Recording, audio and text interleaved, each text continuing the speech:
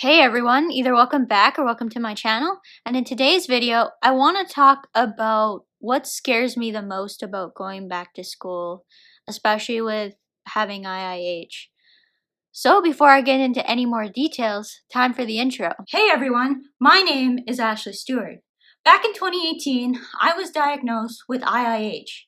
The long form of this name is called idiopathic intracranial hypertension. Some of you may also know this condition by its older names, either pseudotumor cerebri or benign intracranial hypertension. So if you're curious to learn more about what it's like to live with this condition, or what those of us living with this condition would like you to know, then I strongly encourage you to watch on.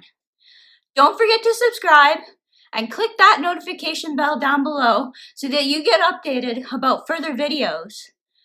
I upload new content every Monday and Thursday afternoon. I guess I'm making this as an official announcement. So I've actually applied to go back to school. That's kind of where I'm going to leave the amount of information that I'm going to make public for right now. But I have applied to go back to school.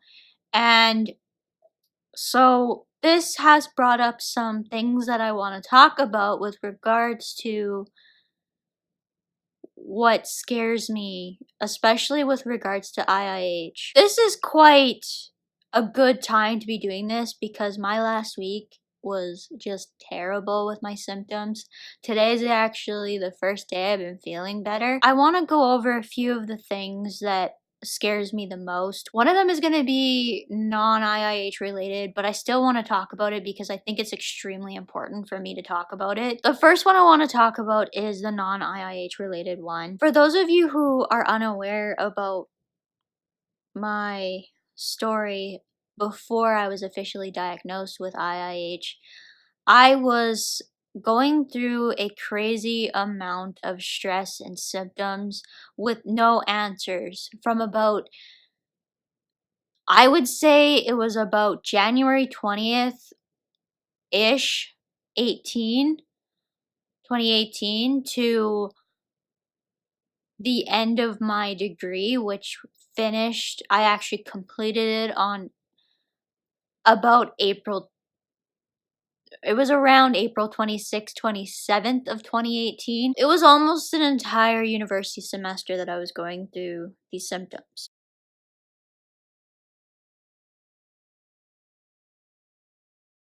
What happened as a result of this was it just basically pushed my limits too far for too long, and I experienced a major student burnout because of this.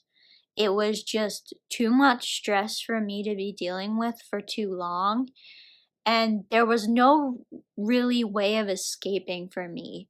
I did have my awesome group of friends at the time, and without them, there's no way I would have made it through that terrible time. I know there's going to be a lot of stress in it. Stress is probably one of the worst things for me to be putting on myself, but I don't think I have an option at this point, and I really think this is the path that is meant for me to take moving forward. I really think this is what I'm meant to do. For me, going back to school is not only scary because I have a chronic condition now, it is scary because of just how much badly I burned out after the few months that I was there. I'm just scared it's going to bring back all of the feelings that I was having at the very end of it. Like, why would I put myself through that again? And like I said, I just think it's something that I have to do. So that's one of my major concerns, actually. And that's probably almost one of the biggest concerns about me going back to school, not even related to my IIH. So now I want to talk about the reasons why having IIH and going back to school really scares me. So like I said just a couple seconds ago, school is extremely stressful. It is, and stress is probably one of the worst things I could be putting on myself with this condition. However, I don't think there's any one of us who ever lives 100% stress free. So we all have a little bit amount of stress that we have to deal with, but the question is, how much stress can I start to handle before I start experiencing extra symptoms because of it? And I really think there is a correlation there for sure. We can't say one causes the other because we don't know, but there's definitely, I think, a correlation there that needs to be looked at. The second is probably the unpredictability of having symptoms. After the week I've had, I want to talk about this in a little bit more detail. I'll go over my actual feelings and what I was actually feeling a little bit more in the update at the end of the month. But right now, I want to talk about this unpredictability of symptoms, which I think is honestly holding a lot of us back with IIH. Even those of us who end up feeling fairly good most of the time, then we have those 5 to 10% of the time where we're still experiencing symptoms. And that's what is going on with me. So, what is happening is my symptoms are coming in waves. So, I'll have usually 1 or 2 days where I'll have symptoms and then it'll go away for a little while and then again 1 or 2 days of symptoms. This was the first time in quite a while. It's been months that I can remember having a straight week worth of symptoms where I had no energy.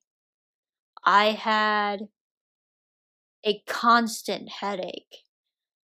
I had constant neck and back pain. Was waking up in the middle of the night because of pain.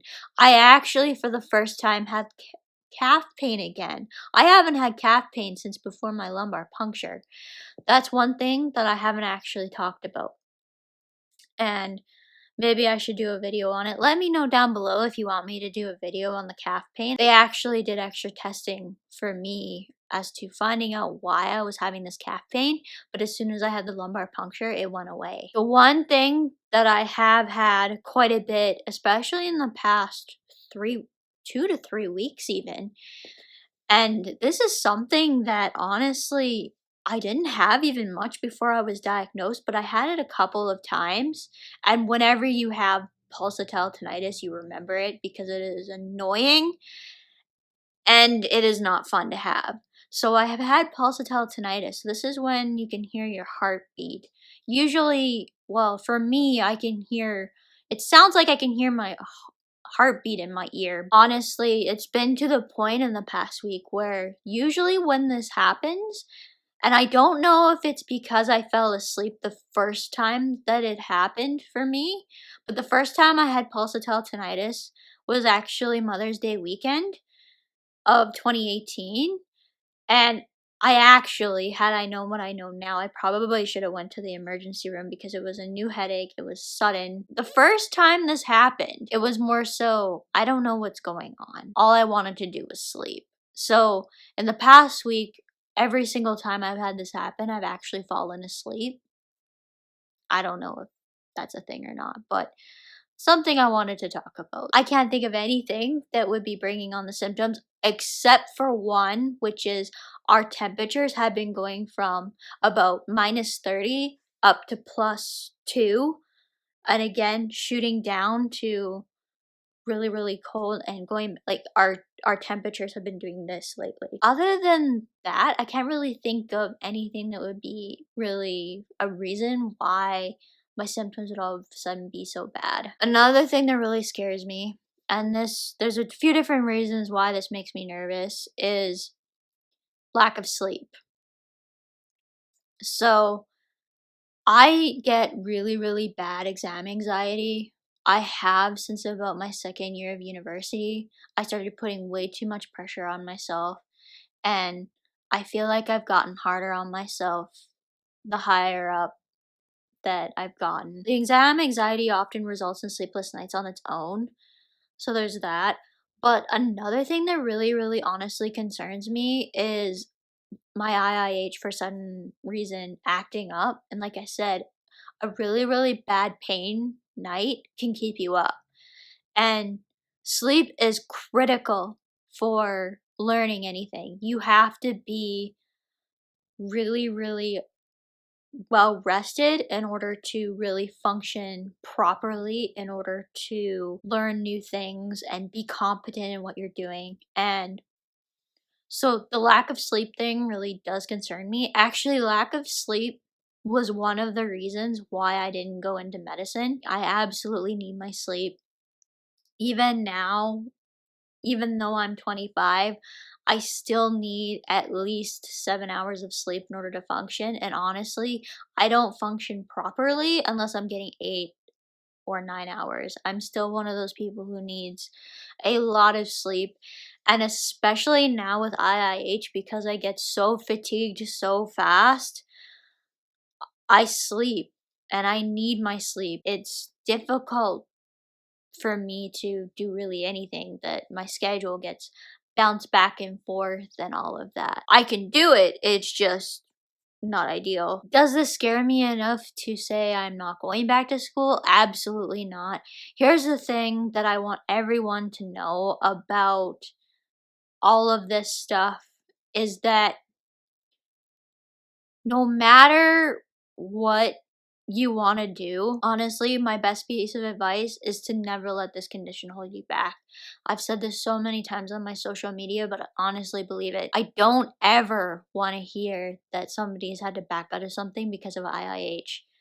It is not right that we're given this unfortunate set of circumstances that we have to put up with, and then all of a sudden we have to change our lifestyle completely, which you kind of have to do to a certain degree. But don't ever let anyone around you tell you that you can't do something because you have IIH. If you guys have any questions or anything that you'd like to add to this video, please leave a comment down below. And as for now, that's it for today. Bye everyone!